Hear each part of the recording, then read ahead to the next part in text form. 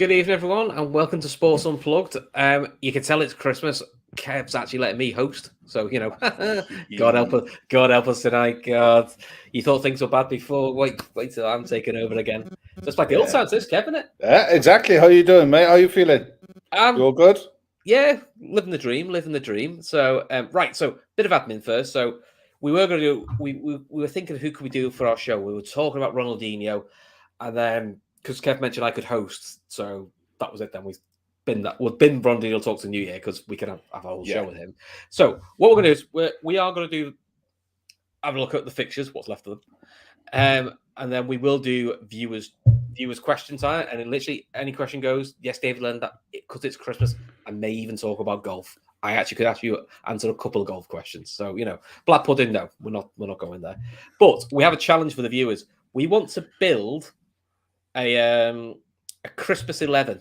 So I want you to give me your players we can put into a Christmas 11, whether they've got a festive themed name or you can tweak it slightly. And by the end of the show, let's try and get a festive 11 going. So we can have a bit of laugh. Since Bracky's hosting, no pudding or F1 talk. I'm guessing correct. Yes, they are probably the two no-nos. I've been nice. I've said we could probably have a bit of golf, so that's all good. Yeah. Daz, good seeing in the chat. Check out Daz TV when you get a chance. We need to get Daz on the show at some point as well, don't we? He's a very busy man at the moment. So, see, here we go. The Reclaimers already got the first one in, which we both had, didn't we? Yeah. Andy Carroll. Yeah. I mean, whether he turn up is another matter, but less about the better. So he'd be great for a night out there, wouldn't he?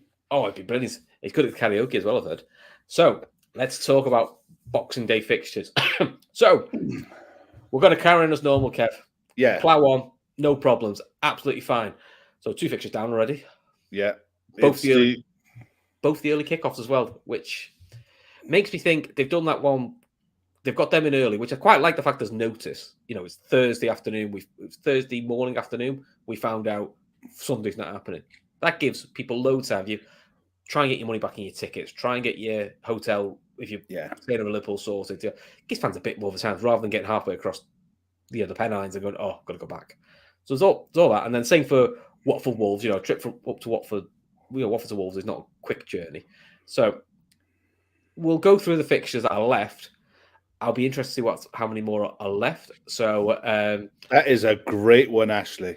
That is a great one. We're noting that one down. Yeah, so that. So we'll have no Matt. Oh, hang on. Let me get my sheet of paper sorted. Bear with me. Right. So we've got Andy Carroll up front, definitely, because that was the easy one. And we've got Noel Matip at centre back. Yeah, going on these mazy little wonders. They're brilliant, aren't they? I mean, to be fair, Billy Cometio went those mazy little wonders last night. I don't think he was meant to. No. I think he forgot. I think he forgot centre back tends to stand next to the other centre back, not centre forward. But bless him, he's 19, and I'll be fair, there aren't many 19-year-olds that come up against Jamie Vardy. And one thing I must admit, I didn't realise Patson Daka was that quick. I knew he was quick, but wow. Yeah, when he was pulling away from Joe Gomez. And Joe Gomez is no slouch. No, then you know this kid is rapid. Yeah, Reclaimers in there with Ledley King. Tom Boland's St. Stephen's Day Gerrard. Well, that's our centre mid covered off. Yeah, so St. Stephen's Day Gerrard. Santi Cazorla, which is a good one. What was it? And then we've got Ledley King. I mean, Ledley King or Joe Matip. Imagine that as an actual centre back. That'd be awesome. Oh, we go. Is another one? Jesus Navas, Laura Duffy. That is a legend. Navas, do you put him as fullback or do you put him as a winger? Oh no, fullback these days as an attacking fullback, wing back, depending on the setup that we have. Luis Suarez, possibly not, because he's Luis Suarez. Yeah. Let's go. Wow, hey, look at this, Kev. First time posting back. Look at this. That's our first super chat of the new show. Yeah, thank you very much. Thank you very much, Dara. Merry Christmas to you and all of yours as well, mate. I hope you have a really good one. And that goes to everyone in the chat as well, by the way. We will get to it later on, but we hope you guys have a fantastic Christmas. There will be plenty of stuff coming between now and the New Year's, so keep your notifications on for that one. Keep an eye on your socials. But when we get around to all of that, we'll get there. Don't worry. Yeah. Laura Duffy, Angel Di Maria. We've got Angel Di Maria now.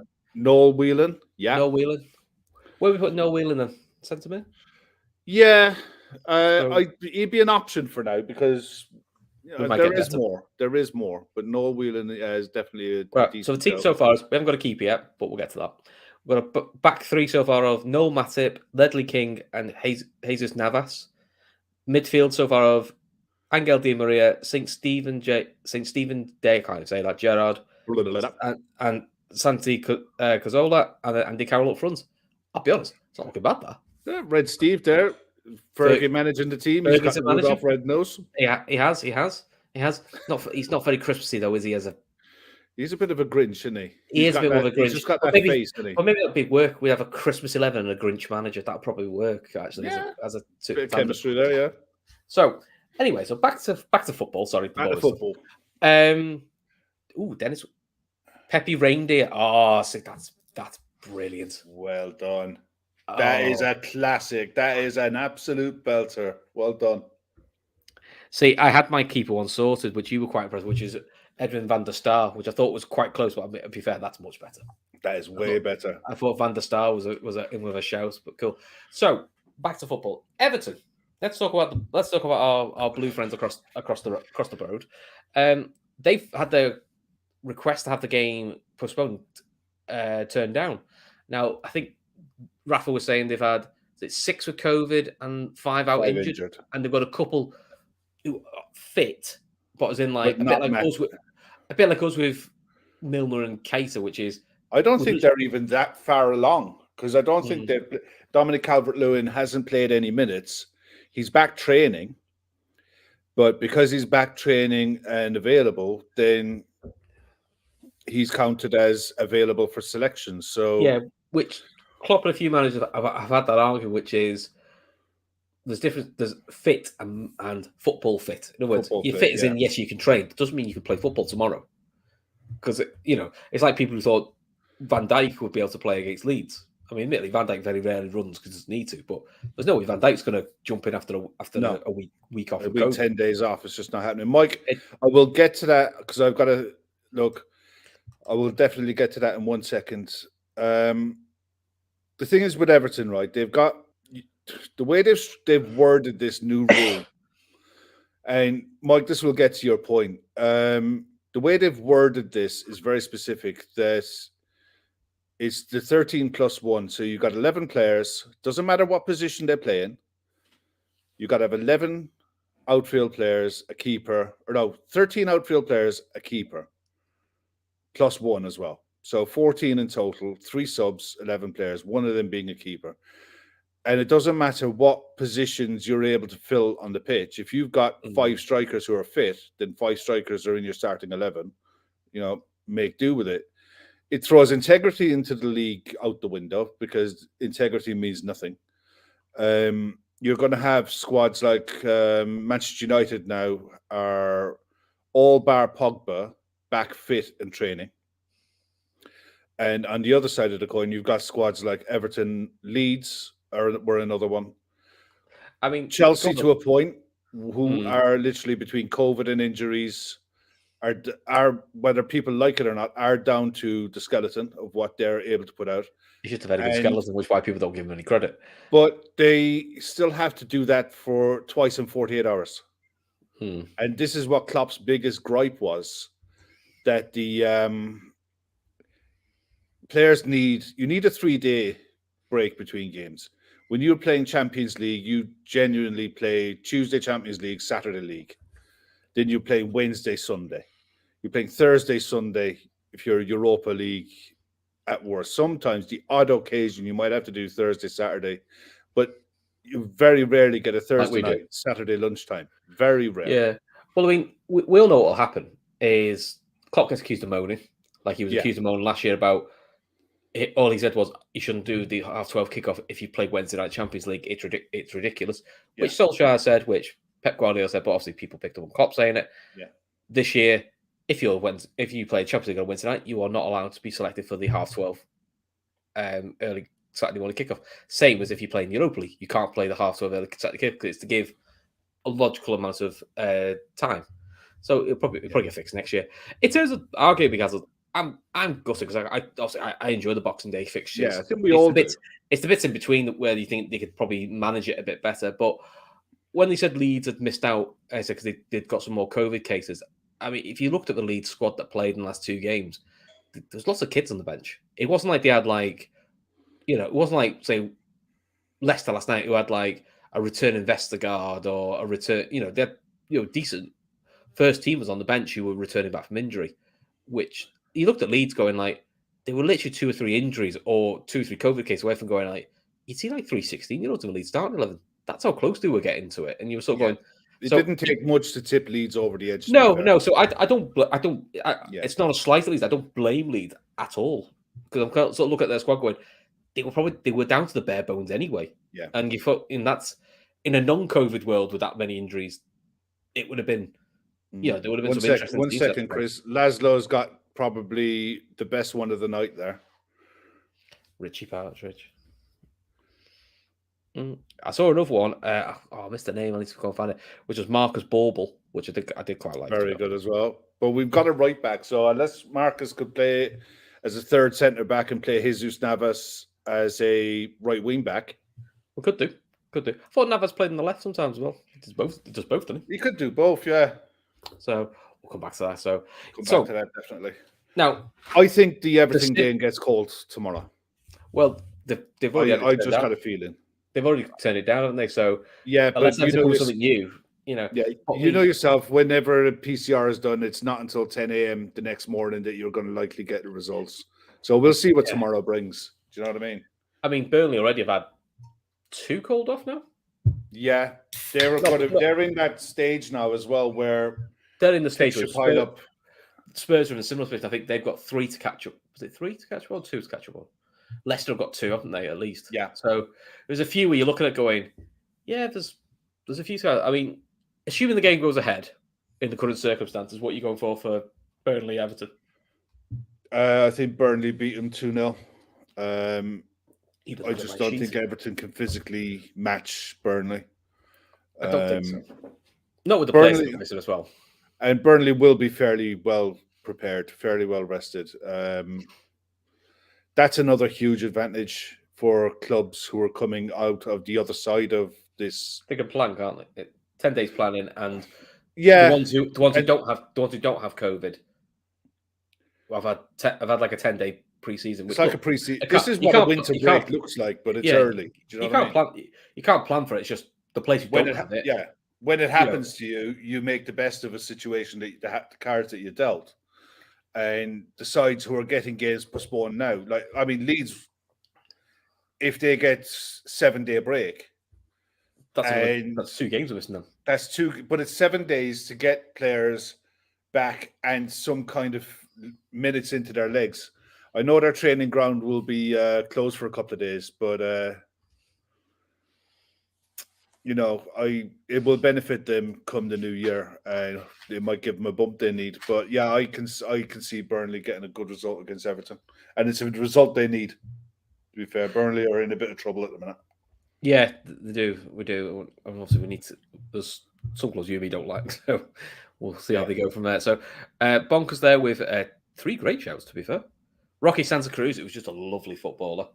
Not quite as lovely a footballer, but and then obviously Nick Pope or Nicholas Pope. Nick Pope, the FIFA 21 god. Yeah. If you played FIFA 21, Nick Pope was the absolute nemesis. You logged onto the game, you saw someone using Nick Pope, you just thought rat, and he was the absolute bane of your existence because he's 6 foot. He was 6'6" in game, and he just gets everything. David Lennon with the King Kenny. I mean, Yeah, I suppose. Yeah, you can't argue with that. It's just a way to get Kenny. It's just a way to get Kenny. I mean, technically, then we could get Moen, couldn't we? Got the Egyptian King. So the Egyptian King, yeah. Yeah, so it's a way to get Mo and Kenny in the one side with Steven Gerrard as well. Oh God, can you imagine that as a side? Hello. Oh dear. So we'll gloss over this game quickly, partly because we all know the result. Partly it's City. We don't give a shit really because It's going to be a case of how many with City with this. Yeah, Leicester. It is. Because it looks like Leicester are going to do what Gav, to be fair, said in the midweek fix, which is Leicester will go strong against us in the League Cup because they wanted to get to a semi-final in a cup competition. And we'll probably rest players in the City game where realistically they probably get beaten with a full squad anyway. So, yeah. But then Sionchu went off injured. Looks like he's done his hamstring again. Yeah. Pereira, now he's gone off the same with a hamstring, but to be honest, that could have been an after effects of the let's call it what it was, the shocking tackle by Tyler Morton. There's no way. Tyler Morton was very lucky. The ref was blind, which is one. And two, if we had VAR last night, he'd have gone. And no one would have argued with it because it was a stupidly reckless tackle. And to be honest, that was overly youthful exuberance, but it got going to goal down. I don't know. He definitely got to it. Just a very silly tackle, which was he hasn't shown that in the other games. He's shown been quite a calm influence, but it was just a silly tackle. A very, very silly tackle. Hopefully Pereira's it's not serious because he's a good player. And he's a good player. He's already come back. Need him back. He's already come back from one really bad knee injury, so you wouldn't wish him getting another one. You know, so fingers crossed. You know, he's okay. Yeah, I think 4-1, 5-1 City. Yeah. Do you think it's with City? City could turn around and decide, right, okay, 2-0. Let's just manage this. I've put 3-0, but I think City go 3-0 up and then just go, we'll just pass the ball around because we've got to, because they've got a game, their game's up to the 29th and it's against Brentford. So, yeah, it's one of those, isn't it? I think it could be an absolute carnage. It could be carnage. It could be absolute car wreck. Yeah. You know? I only saw part of the post-match show last night because I was too busy screaming and shouting about how much you won. So I was drinking beer on a school night and everything. Who'd have thought the League Cup be so exciting? It's well better than the FA Cup. It's well better than the FA Cup. It is, and it's because I think I said it last night. I mean, about 24 hours now. I think it's a night fixture. I think that's what helps it. The night games, and it's a midweek in one game. It's a midweek. It's a night game. Europeans feel about it. It's also the fact that you get a mix of players. You tend to get, I mean, especially with Klopp, by the time it gets to this stage, quarterfinals time, he'll put a mix in. He'll still play a couple of the really promising kids and the bench players, and while he's protecting the main starting 11 as much as possible. So I love watching them play with the better players, just because you get a better feel of how they're coming along. And I mean, we could see last night, Billy needs work. There's certain parts of his game that are okay. He's actually quick. There's the raw ingredients are there. Yeah, he probably needs a bit like a Reece Williams. He probably needs to go to like a Swansea or he probably needs a year or two in the Championship. The thing is, you saw him a year ago and he looked like this big kid. You know, he was 17 or 18 or something. I don't think he's filled out. When you look at Ibu Konate, I mean, he is big, strong, powerful, still young, still only a couple of years older than Billy. But you think a couple of years of actual football legs, proper football legs in you, he will develop a lot. And we're seeing it with Sepp van der Berg out in loan at Preston. He's still doing really, really well. Yeah. You know, something alone like that could do him the world of good. I mean, Sepp van der Berg, I saw him at the 5-5 in Arsenal. But then again, it's hard to judge players in those sort of games. So to put it into context, that was my daughter's first ever game at Anfield. I took it to that, and I must admit, I saw Kelleher. I thought, not sure that his keeper who spills everything. I saw Martinez for Arsenal. I thought, he can't catch a cold. No wonder Arsenal want to get rid of him. You look at Martinez now, and you wouldn't think it's the same keeper from 2 years ago. So, you know, but then you see, like, I think Joe Willock played. He looked brilliant, like an absolute world beater. Shipped out to Newcastle now. You know, he can't get a game for Arsenal. He looked like a future Arsenal thing. You know, Harvey Elliott showed flashes of what he could do, but then gave the ball away for a goal. And so you sort of went, you see what he can work on. I think there was a lot of there's so much to like about the League Cup, isn't there? There really I did think with the lineup, there's a lot of revisions. Oh, he's got his lineup wrong, and he's proved he got his wrong. And then you sort of going, yeah, but lads, we've got like the spine missing from COVID. So because you're looking at going, the lads who started against Tottenham was probably meant to be starting against Leicester, but we couldn't. And people talk about you still got to think Klopp was still having 1.5 eyes on Leeds. Yeah, you know, and that's just the realistic, which is the bigger game. That's realism. people don't like that, and I want Liverpool to win every cup, but if you go into the order of priorities, the league's number one, league and Champions League are the top two, and then the other cups are the nice to haves. And I think these days, and people don't like hearing this, if Liverpool won the League Cup this year but won nothing else, I don't think it would be a bit of a shrug going. And that's I know it sounds incredible.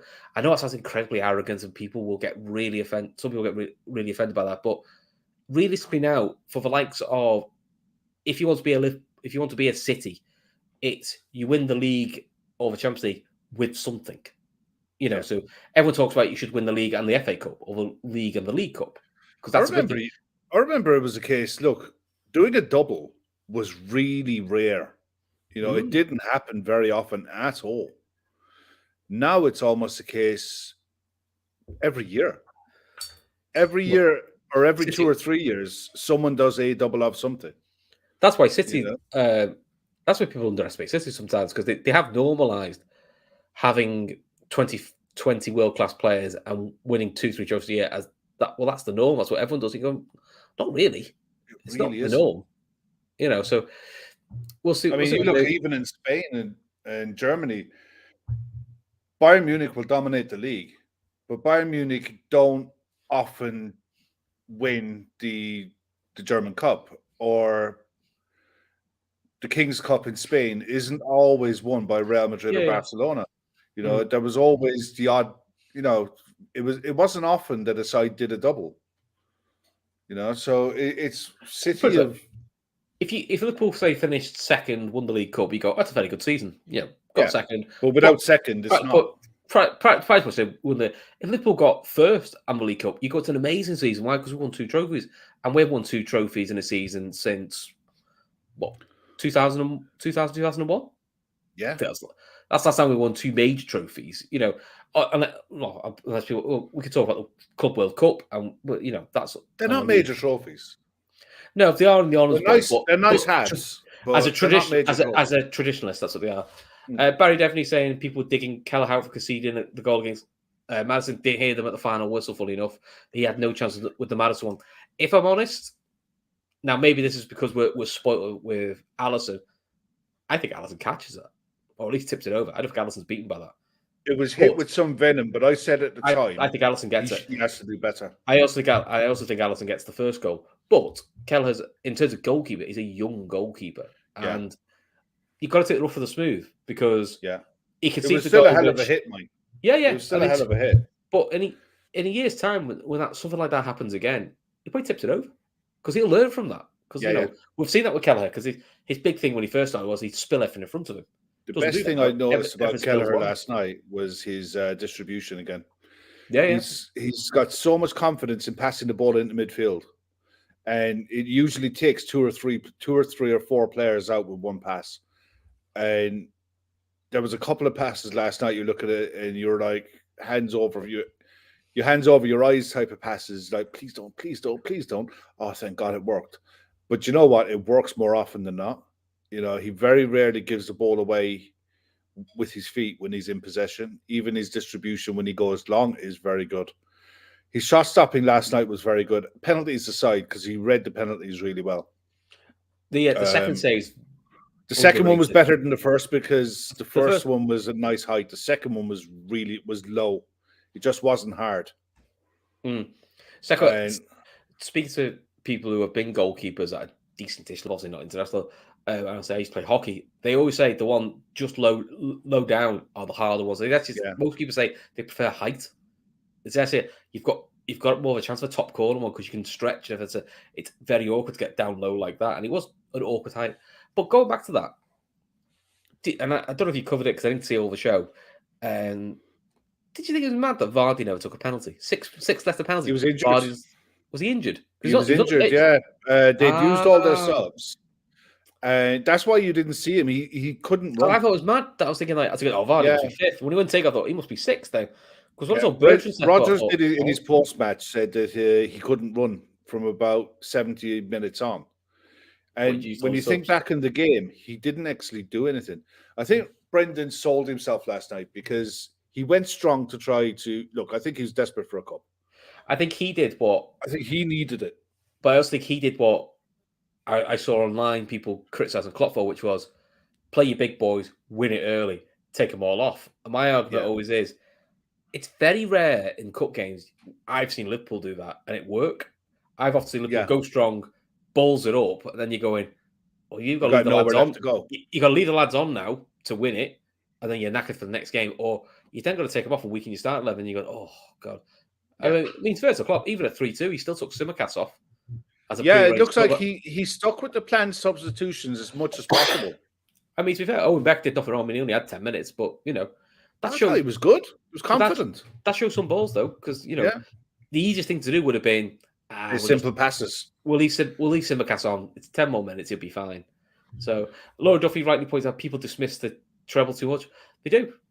I mean, people perhaps calling it a treble annoys me because when you say treble, people think of the other one. But I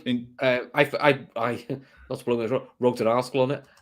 Ignore the spelling mistakes; they're horrific. But I always say the 2001 season was the birth of modern Liverpool, where Liverpool started to become a bit of a serious club again, which was it was about winning trophies. It was about doing back-to-back in Europe. Liverpool used to get knocked out in the third round of the UEFA Cup against teams you had to before Google. You had to look at a map and going, I don't even know what that is.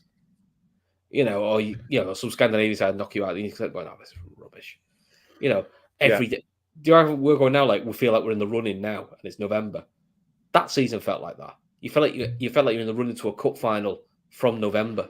It was brilliant, absolutely brilliant. Well, Carragher rates it as his best season, or the best season at the club, because of the amount of games they had to play to win the cups that they did.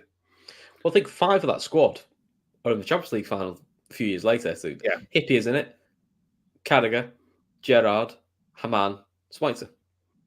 So it embeds something in them. And if you've not, I can't believe people haven't seen it. The Alaves finals, the one the crack. That was a great game. It's the craziest final you've ever seen in your life.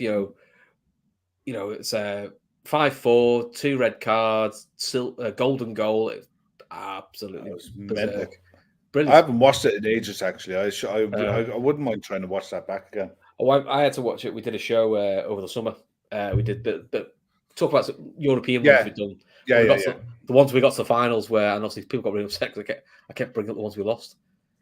Oh, we also did the ones we won as well. But you got to cover all of them. So, oh man, the golden goal rule. Where did they come up with that? That was just pure cruelty, wasn't it? And then the silver goal rule. Do you remember that one?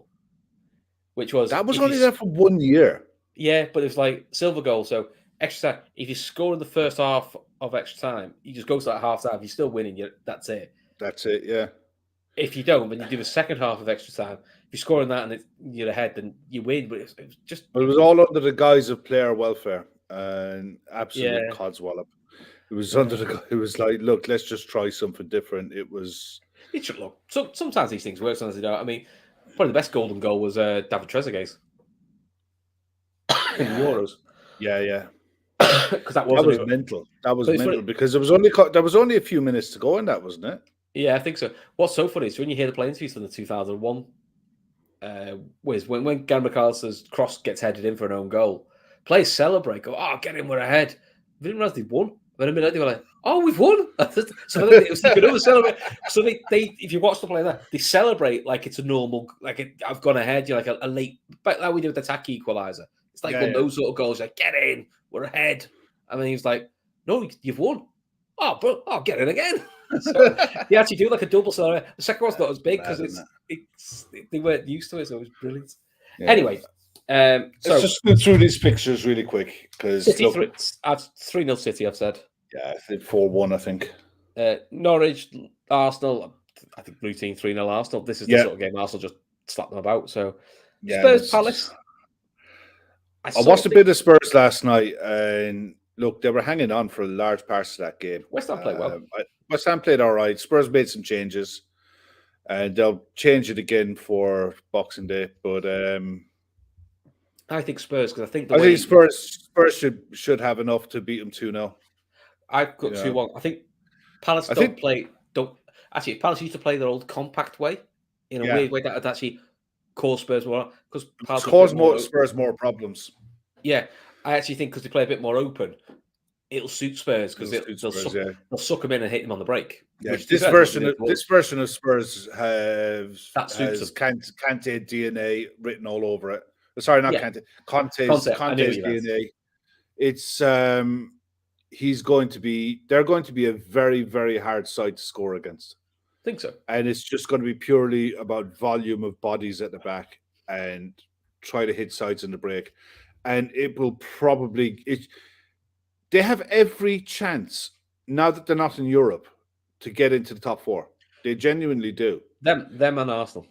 We don't know what Rangnick is going to do at United because we need to wait and see on them. Yeah. But Spurs have every chance. And I think we're seeing West Ham. I just don't know if the squad's deep enough with the.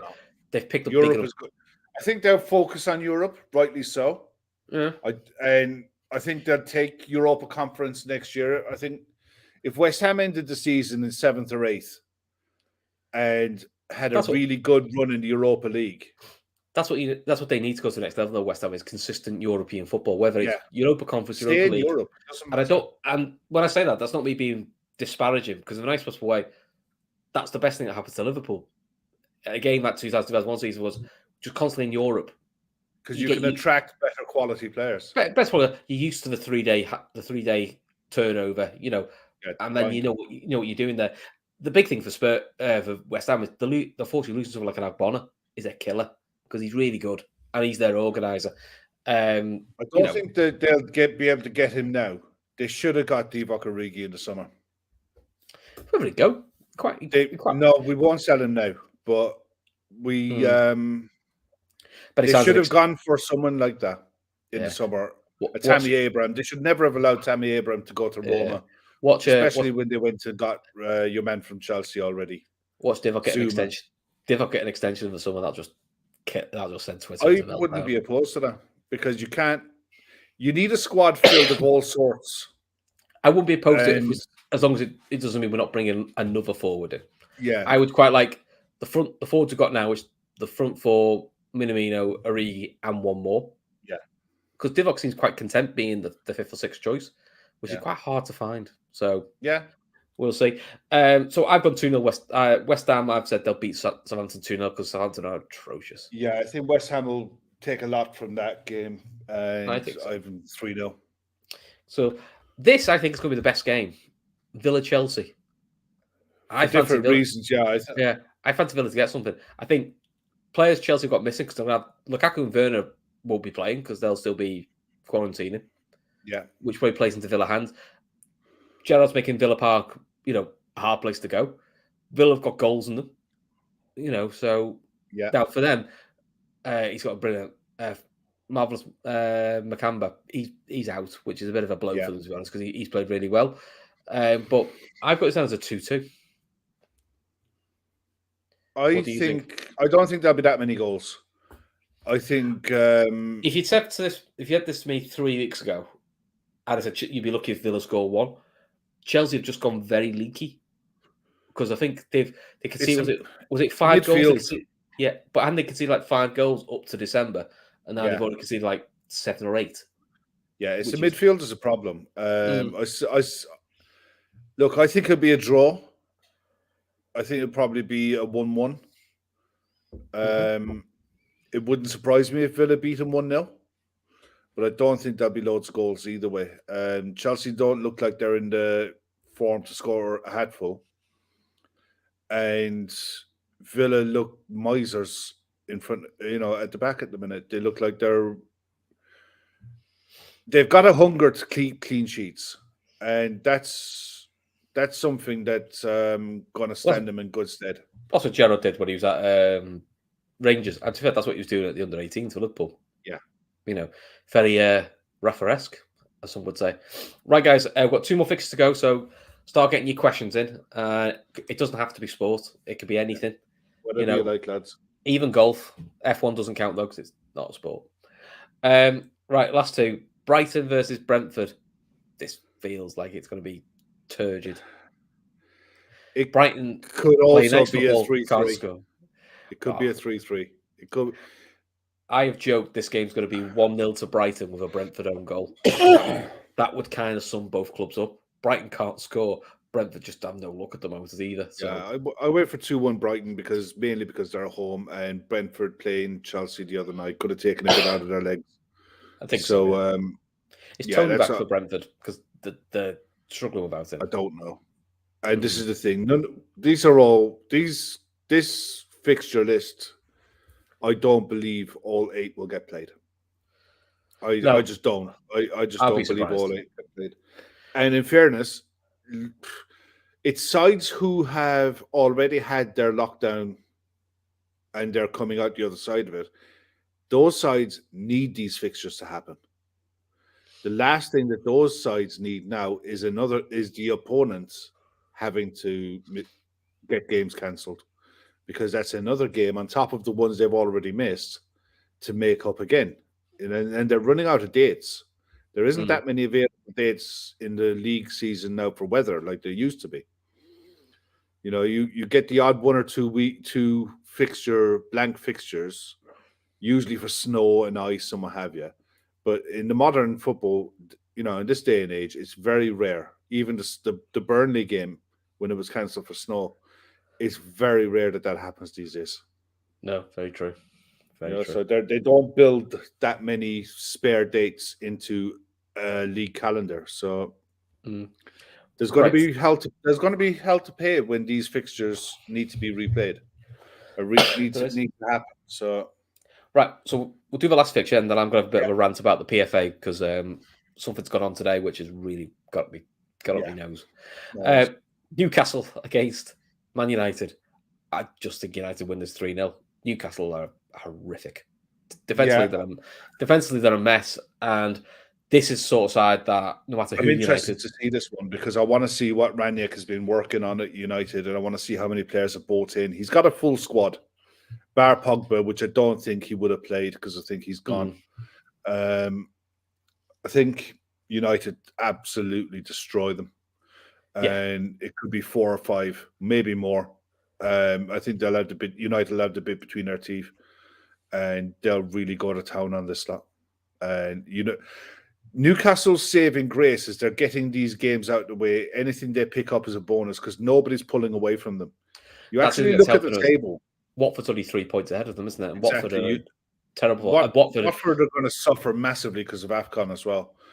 And Watford have now had another game postponed against Wolves. I think that's their second or third. Yeah, third, I think. Yeah, so they've got to fix. Now, I think Newcastle get out of this, but I hope not. I hope not, but I think they do, and the only reason I think they do is nobody's pulling away from them. The bottom 4 or 5 aren't winning games. And that's the issue. If as long as there's bunched up at the bottom, they could spend their way to 15th.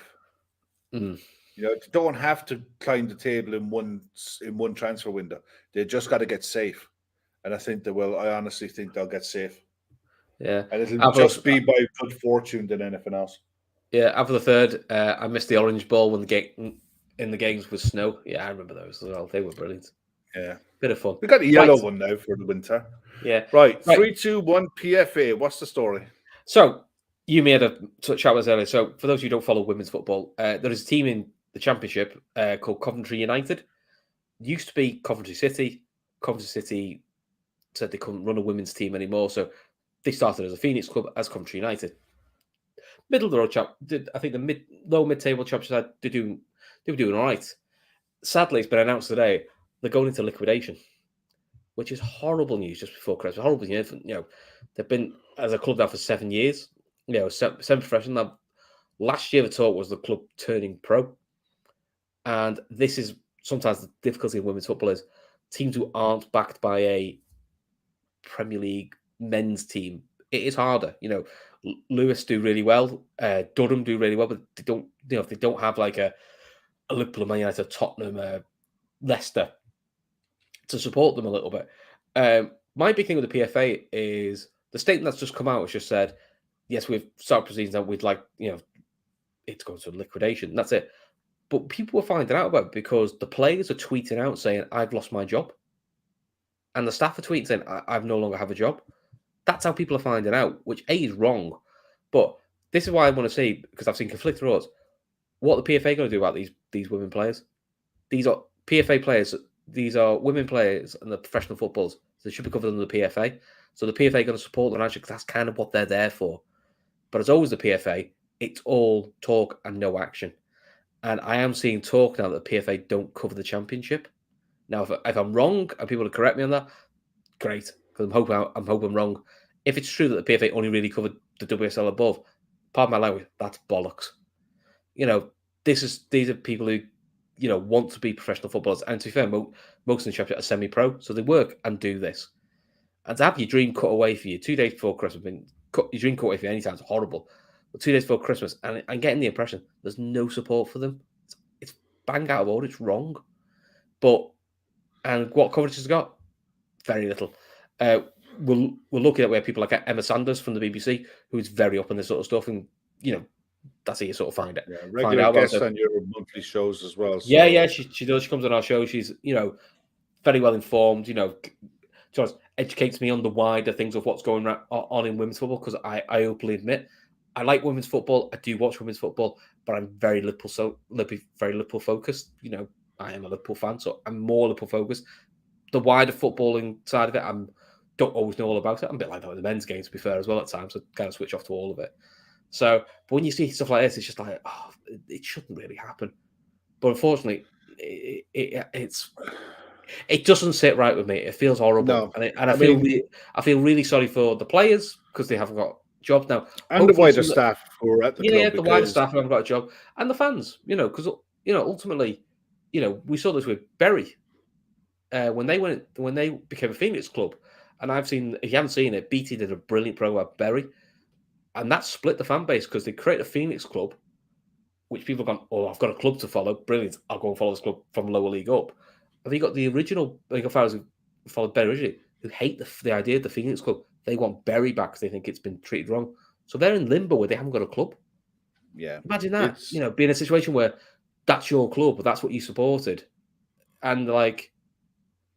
No, it ain't right. I mean, it's wrong. Look, it feels the pyramid in football is so dependent on the top, probably 12 clubs in the Premier League for financial stability, all the way down throughout the idea that there's 92 plus professional men's clubs in England is ludicrous.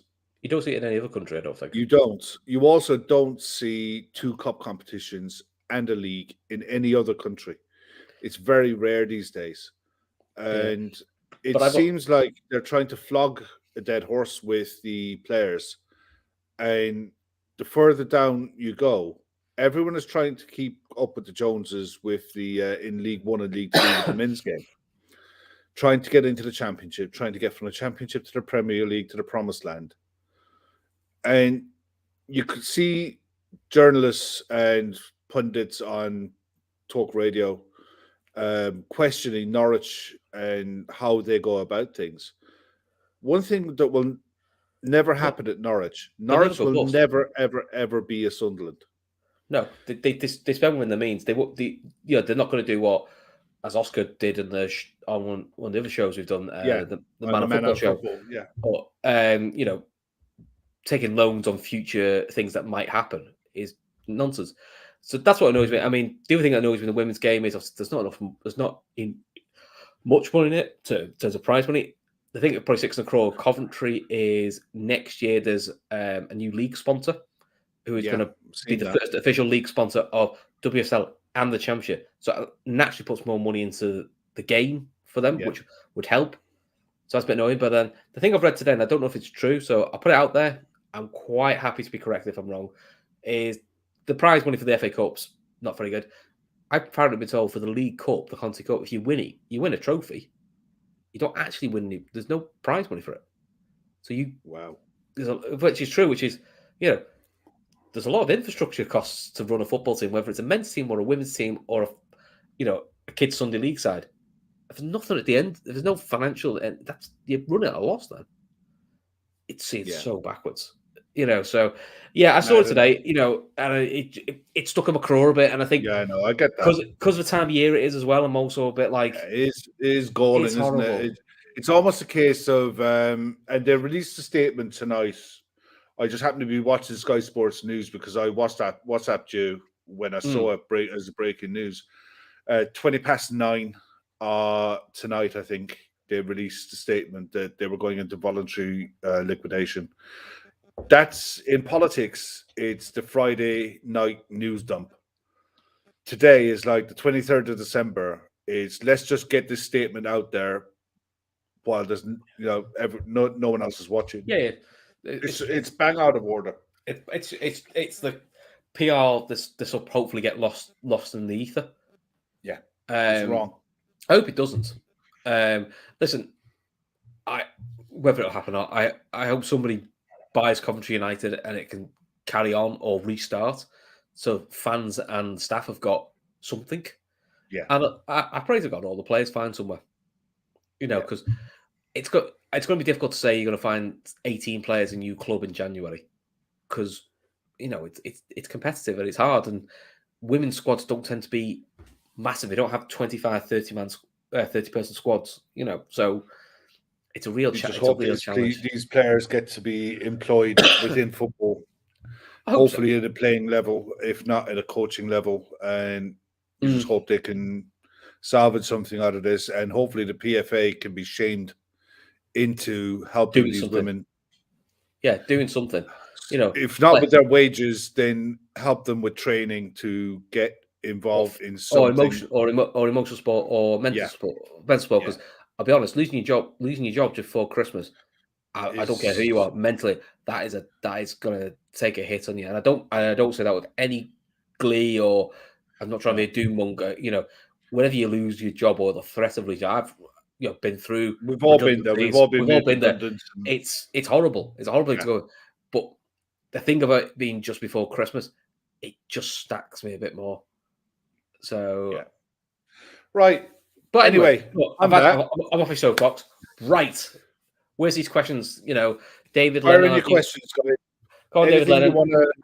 Dave Lennon's in there with the golf. And he's still not put a golf question in. Laura Duffy will give me some sort of quantum mechanics now, and I'll be.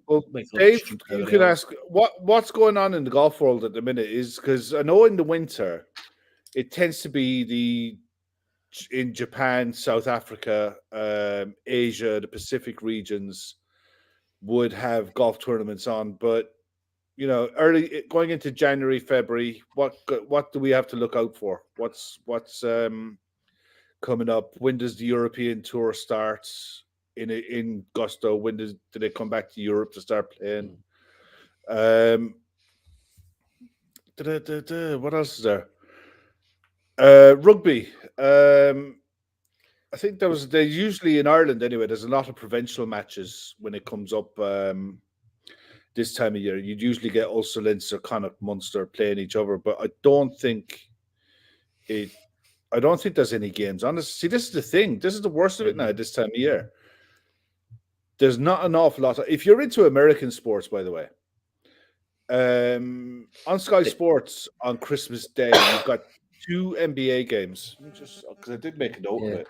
The answer to your question, Steve, is how many dimples are on a golf ball? A hell of a lot. I should know. I wrote the question. Can't remember the answer now.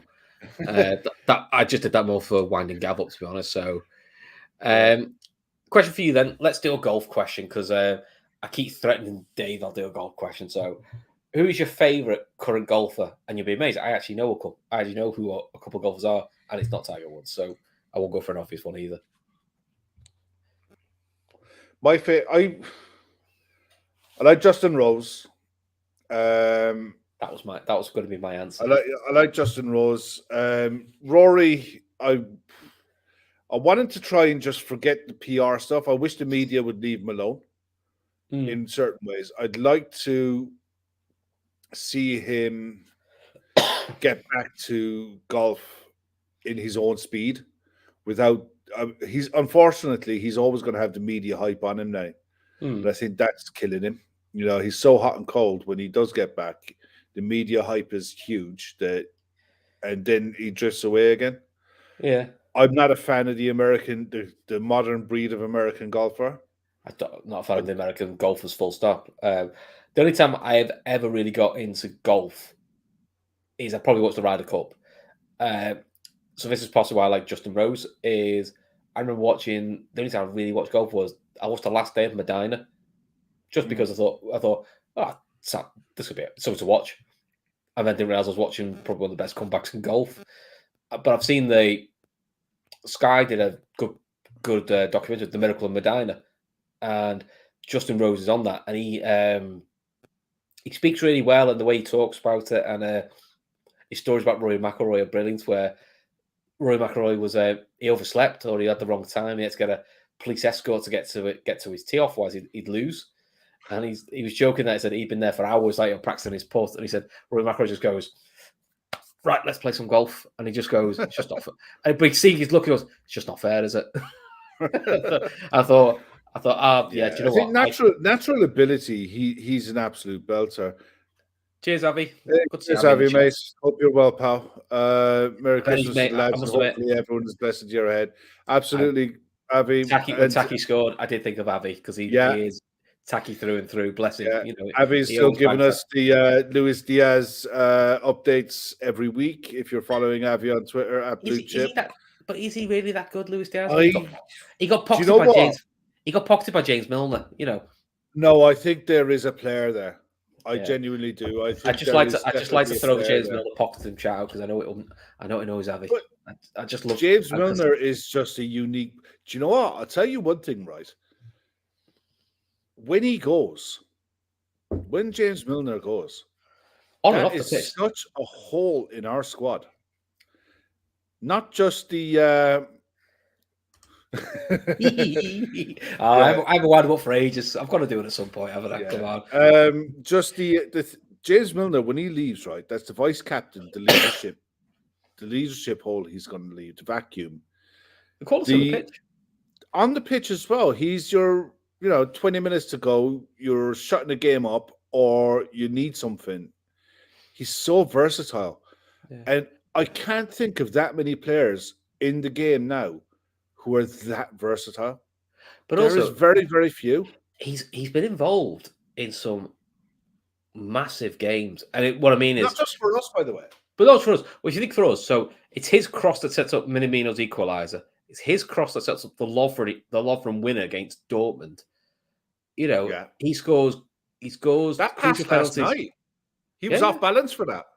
Yeah, it's ridiculous. Yeah, he'd slipped before that and put that pass in for Taki, and it was a beautiful. It wasn't until I watched the highlights later on, and you see. I mean, there's tweets going around there today about the, with every angle of Taki's goal. Oh, it's great! That pass on the volley, on the bounce.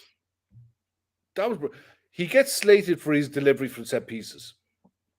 Rightly so. His delivery for set pieces is atrocious. But open play is what he's best. Play, I'd love to know how the hell we're going to replace him. Do you know what? Because it's never worked out. His head would fall off if you turned around and said we're signing a 30-year-old. Oh yeah. You know what I mean? And it would. I remember at the time, and I must admit, I thought Milner. I thought, decent signing. But I remember during United signed Schweinsteiger. And I was a big Schweinsteiger fan. I was like, that's what we should sign, a proven world-class player. Well, that didn't work out, did it? Quite upset they could be faced. I love Chicago, didn't he? Yeah, it didn't work out. But it's just Laura Duffy's right, not nearly all the time, let's be fair.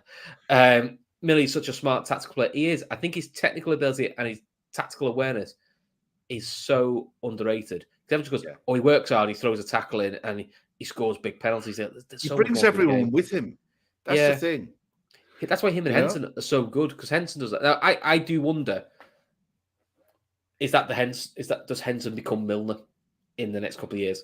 Because Henson can play, he's proven now he's played centre back. He has played at full back for it. He can play in midfield position. He can't play in the front three. He's never going to be able to do that. Yeah, but is that the reason they kept Henson? Is that the reason people like Henson kept over Gini, that they thought, the future is Fabinho, Keita, and another? Because look, Thiago, the age he is, it's probably 2-3 more years, and Thiago will move on. Yeah. So is Hendo now going to become? And he'll hate this because luckily John Henderson probably a utility player. Yeah, is he going to become the ultimate professional, the ultimate utility player? Barrett definitely is spot on there. James Milner is the consummate professional. He's the ultimate professional. The way he looks after himself with his Ribena and his Yorkshire tea. Well, isn't he isn't he 6 months younger than Rooney? Yeah, different players, but you're like, you never worry about him if he's in a starting lineup. I worry about him if he's in a 6. I'm genuine now. I think if you're playing him in a 6, I think his legs will let him down. I worry about him now, and it was my worry at Spurs was I don't think you can ask him to do 90 minutes anymore. No. You can in cup games.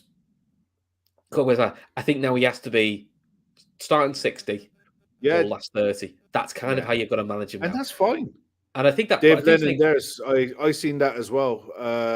Coutinho. The last Liverpool side worked that well for him.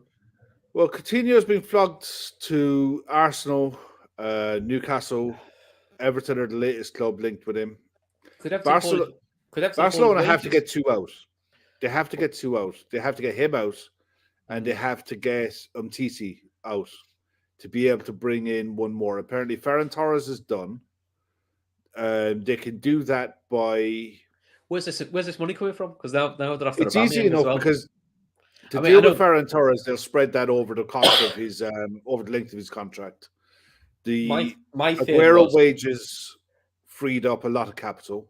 Do you think there's an Aguero payout as well? I think that could be an Aguero insurance policy. Yeah, because I think that's the reason Liverpool didn't sign Remy. Do you know when he had these Lorik Remy, yeah. Apparently, he failed the medical for a heart issue. Medical, yeah. No, not that he had a heart problem, but Liverpool basically the rumor I read was to insure him for the heart problem was too rich for what Liverpool wanted to pay for him. Whereas Chelsea took the risk, knowing Chelsea because they have that much money, they probably just didn't insure him. Which look, you don't have to. Yeah, and the thing is with Aguero, if they didn't detect it or if they didn't declare it and they insured him, one thing now with Spain, we will find out because they have to declare their financials every 12 months. It will come out in the wash. Ferran Torres deal for them is a good one. And you see it an awful lot actually with Spanish players. Not many Spanish players come over to the Premier League and settle. You get the odd few like Cesc Fabregas. Alonso. Yeah, but in general, they're home birds. They like Iago Aspas, take him out of the comfort zone and they're not the same player. Put him back into the comfort zone. And Iago Aspas is an absolute baller in Spain. And he's still doing really well. Oh, Red Steve comment tonight so far. Coutinho passed around like a bottle of Red Nun at a school disco. Blue Nun. Stop blasphemy. Blue Nun. God, man. That adorned many a Christmas table in my childhood, I tell you. Yeah. Anyway, what are these questions? We offer you guys to ask random questions. Look, this is the last show now before Christmas. So what are you guys going to be doing tomorrow night at 10 o'clock? I know what I'm doing. I've got to build a doll's house. Oh, mate, those days for me are well gone. I'm lucky. Those days are gone for me. How many of you guys in the chat are going to be putting together bikes tomorrow night? Yeah, and I've heard the immortal words of, I've looked at the pictures. It doesn't look that complicated. I'm like, oh, no. And look, out of me and my wife is DIY. I ain't. So this is going to be lots of shouting and swearing. And, I'm more I'm a semi-skilled mechanic, but when it comes to putting bikes and stuff together, they wreck my head. Absolutely can't stand it. But yeah, doll's house. I remember the doll's houses, the bikes, bringing everything down. Laying the tray out for Santi when he comes. The obligatory, because Santi's got to have a can. In fairness. Cans for everyone, including Santa. Mrs. B's not getting the hint, which goes like, so we'll leave milk out for Santa. No, we'll leave a beer for Santa. Yes. It's like, no, he'd want a milk, I think, because I said, no, he want a beer. And then Mrs. B went, well, he might have a whiskey to keep him warm. That'll do. I was thinking, oh, God, I've got to get something out of this. Got guinea pigs, so the guinea pigs can have the carrot for the reindeer. You know. There. Good show. Okay. Joe Johnson played for the Celtics 20 years after his last game for them. Only player in the league who played against Michael Jordan. That is a hell of a stat. Tomorrow night, or on Christmas Day, actually, if you're stuck for live sport and you're desperate for a live sport fix, there's 2 NBA games. There's Atlanta against New York and the Boston Celtics against the Milwaukee Bucks. Sorry, Milwaukee, wrong sport. And in the NFL, 9:45, Cleveland Browns at the Packers. America, it's a big tradition in the States. You'd have live NBA, David live Lennon, NFL on Christmas Day. David Lennon's upsetting me here. Why is that? He said a few years back at Doll's House, he had to build a Doll's House. He finished at 3:30 in the morning. Oh, don't be saying stuff like that. I haven't got the energy or the patience for that.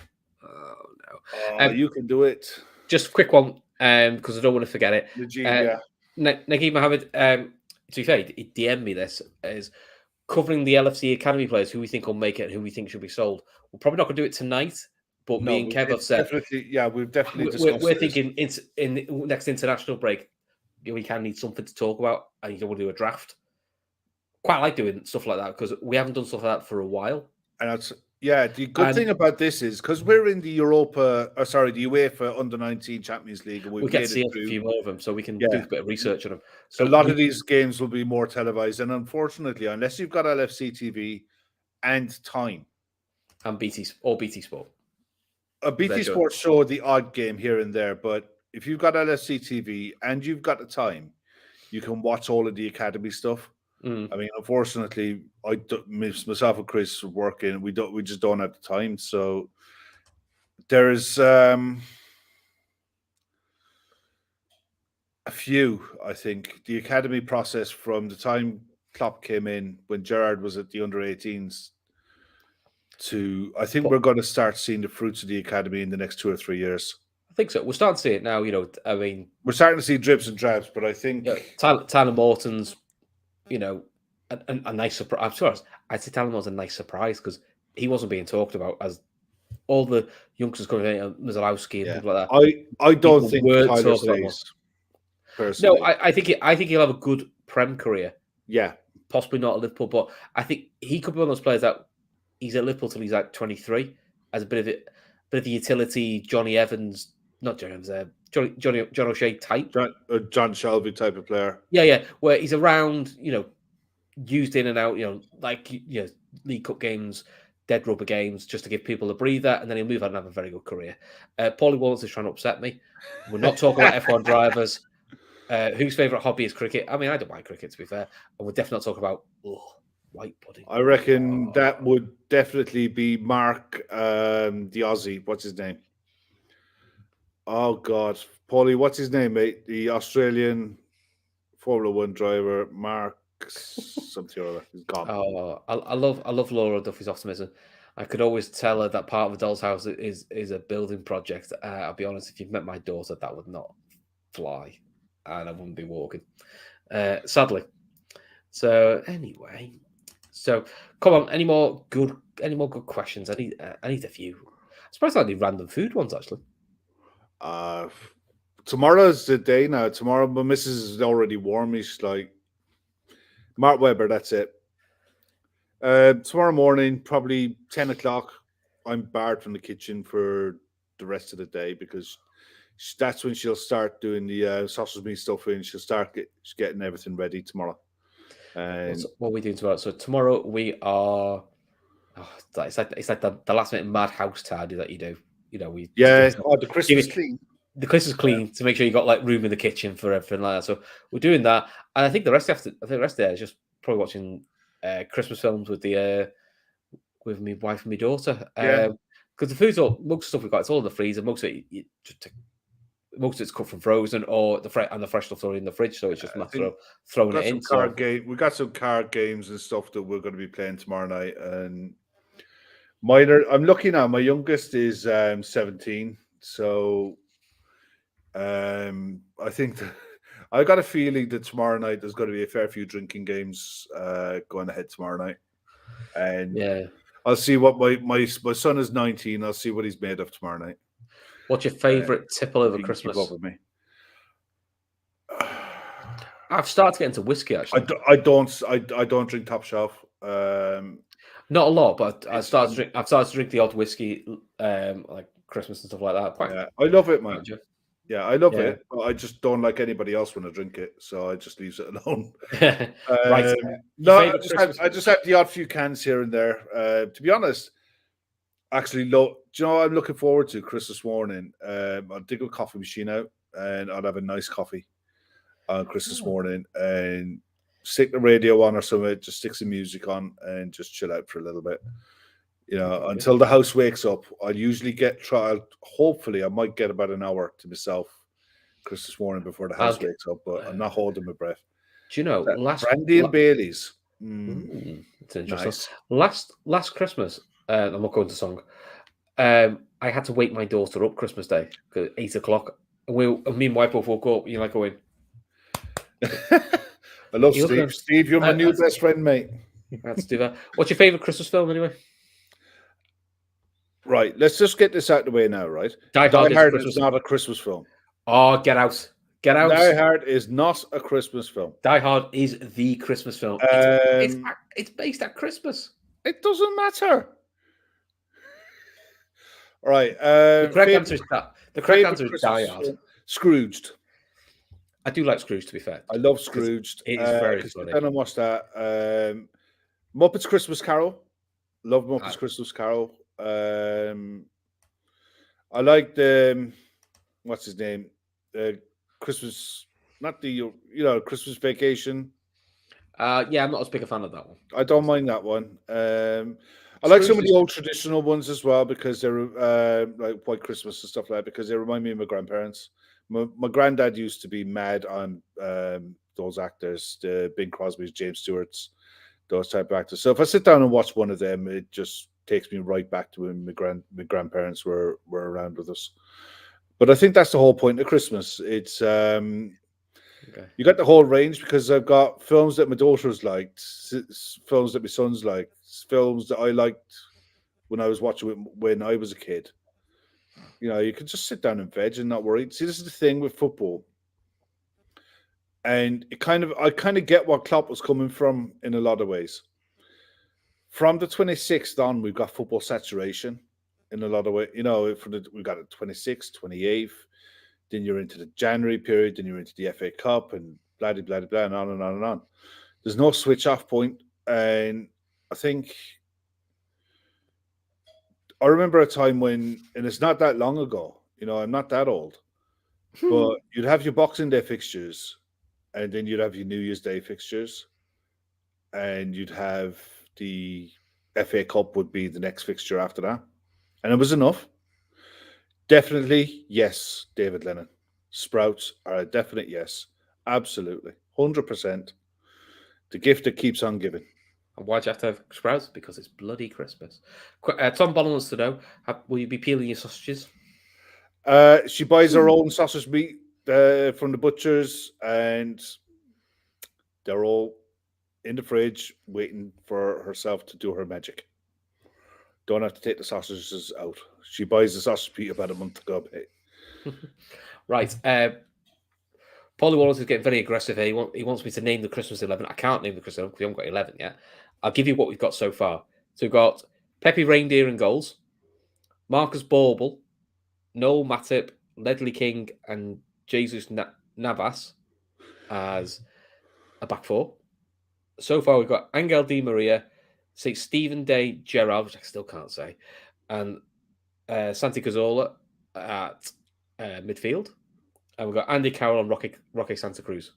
So I've got one spot free. So do we put Di Maria in midfield and go with Kenny up front? King Kenny, just to get him in? Or have we got a better option than that? If you guys can come up with a better option, a proper Christmas. There must be a footballer named Christmas. There has to be. Yeah, there must be. It must be. Laura Duffy, the answer is yes. Die Hard is a Christmas movie. Ignore Kev, he's just being silly. The Reclaimer, Brett Angel. What's the question? Footballer, Brett Angel. Red Steve's correct. It's a Christmas party at Nakatomi Tower. See, it's themed around Christmas. You can believe what you like.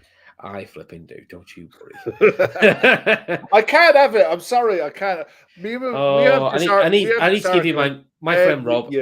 Every year. My friend Rob. What's your Christmas tradition for TV on Christmas Day? One thing that you do every year, that you watch every year, that no matter what happens, that goes on.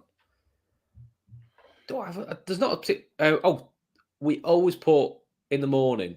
We always put like VH1 or like one of the Christmas music channels. Yeah. And that kind of stays on till about midday while we're opening presents and doing stuff like that.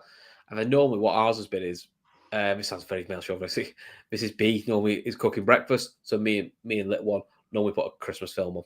And normally her choice. To be honest, it's been the Snowman. The 2 Snowman films we normally watch Christmas Day.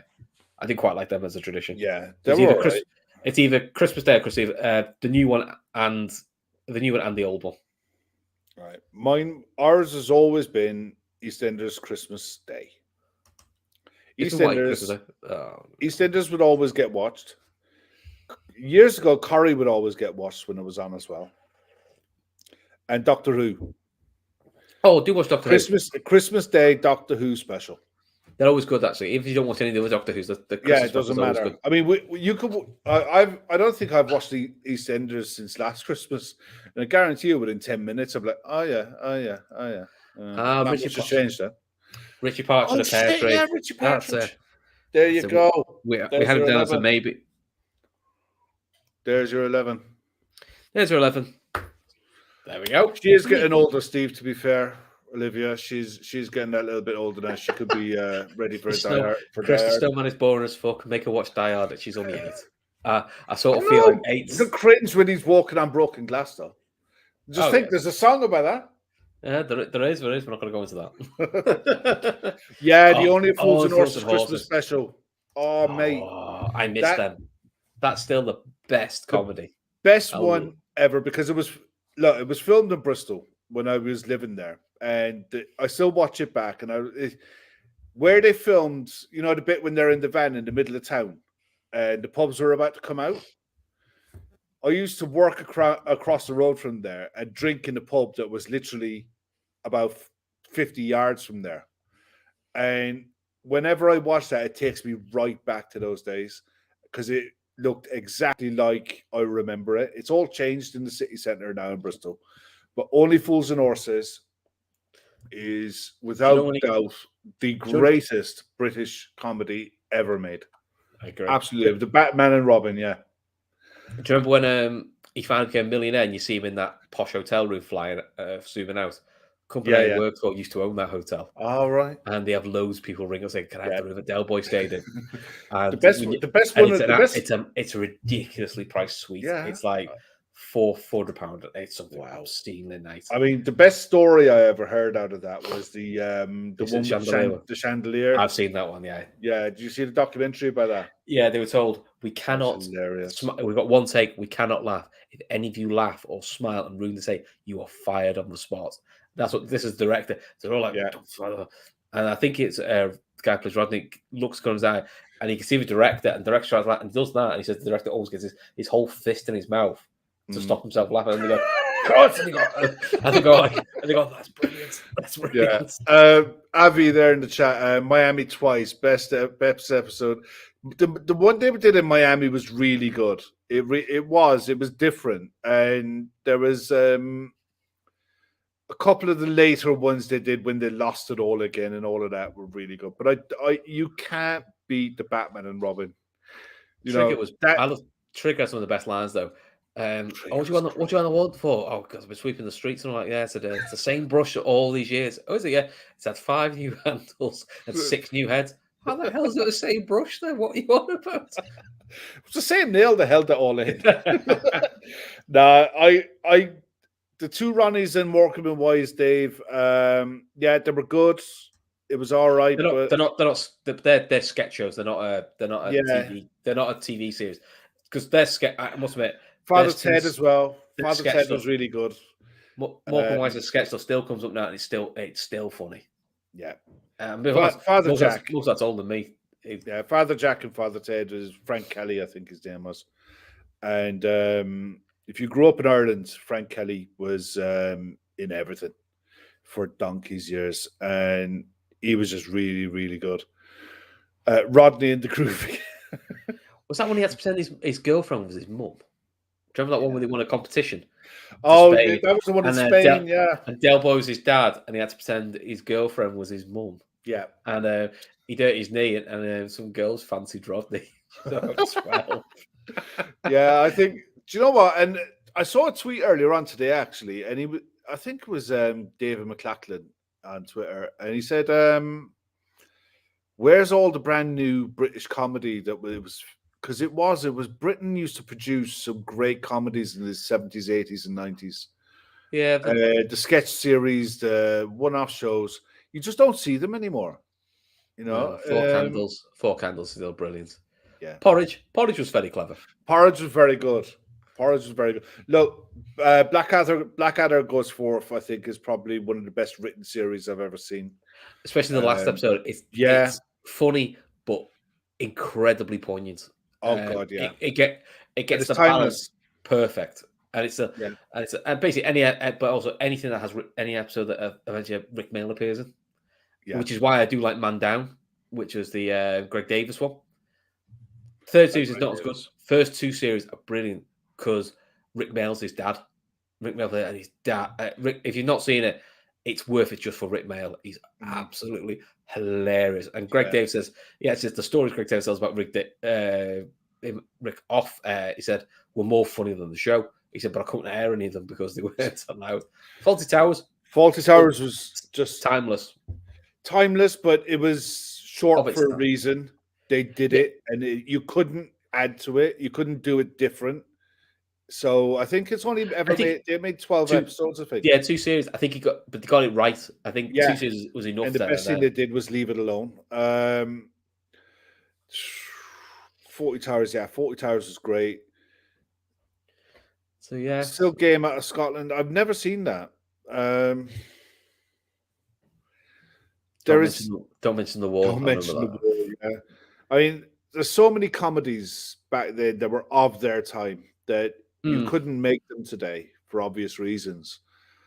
But when you look at some of those series in the context of when they were made, and when you look back at them, so some of it is cringy, but at the time we didn't know any different.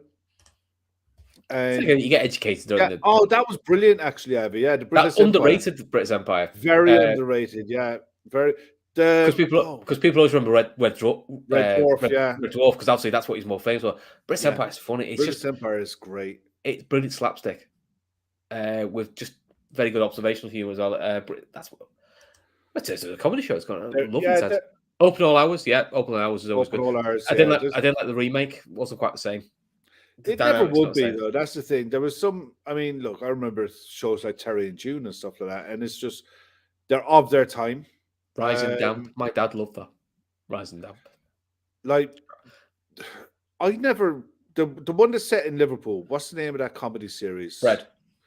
Yeah, Bread was good, but what's the new one? There was a newer one that came out in the 90s. Gav's bad about it, and for the life of me, I tried watching it a couple of times, and I just can't. I can't get into it at all. What is this? Liverpool? I can't think of it off the top of my head. Go on, Laura Duffy. You'll tell us the answer in a minute. Some others do have them. Yeah. I've seen some documentaries. The Royal Family. That's it. The guy who plays Frank Spencer is brilliant. Frank Spencer, brilliant. But people don't know he's like a Shakespearean actor. He did Phantom of the Opera, but it took a while for him to get the role. Derry Girls is brilliant because he was. I've never seen Derry Girls. Derry Girls is brilliant. The best one that I've seen in a long time was Young Offenders. Look, I'm biased because Young Offenders is set in Cork. Right. So it's not that good then. It's hilarious. It was so good. I mean, look, the BBC picked it up. The BBC showed it on BBC Three. Tommy Tiernan, as a stand-up comedian, is one of the funniest men on the planet for dry, proper humor. But I love Young Offenders. be it the film or the series. IT Crowd, absolute classics. They're great. IT Crowd is also very good. If you've not seen that's worth it. I haven't seen that yet.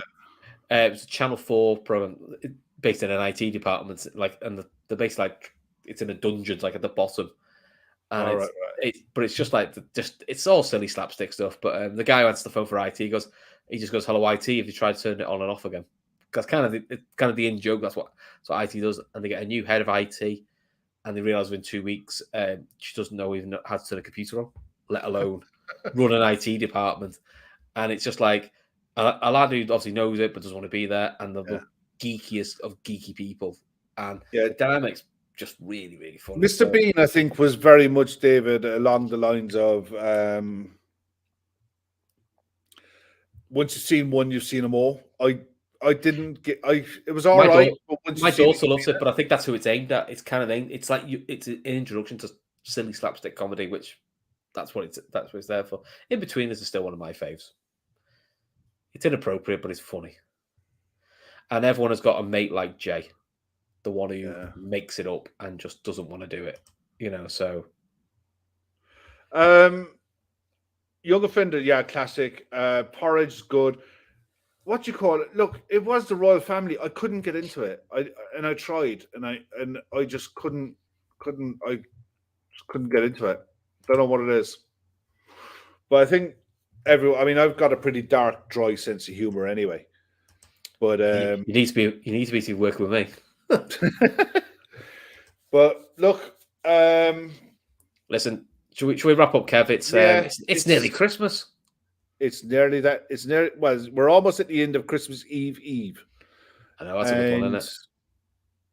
Do you know what? I'm looking forward to this now. I've been dreading it for the last probably 6 months of Christmas and that, but I'm looking for now. My daughter came home tonight, so I'm going to go and spend a bit of time with her now, and it's nice to have the kids home.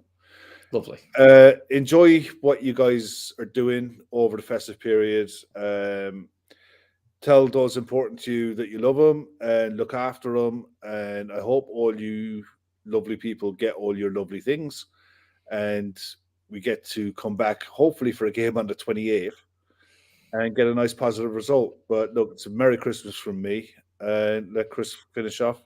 Yeah, so echo what Kev says. Look, Merry Christmas to everyone in the chat. Have a great time. But the important thing is look after yourselves, look after your families. And also, if you've got that mate who's been quiet for a couple of weeks, just drop him a text. Make sure he or she's okay. Because it can also be a hard time for some people. So look after each other. Enjoy yourselves. But listen, more important, also, thanks for tuning in. Look, me and Kev enjoy doing this. It's a good laugh. And we will, I am sure, between Christmas and New Year, you'll see me and Kev's happy smiling faces. Won't we, Kev? Absolutely. But until then, guys, have a Merry Christmas. Thank you very much for watching and take care of yourselves. Cheers, guys.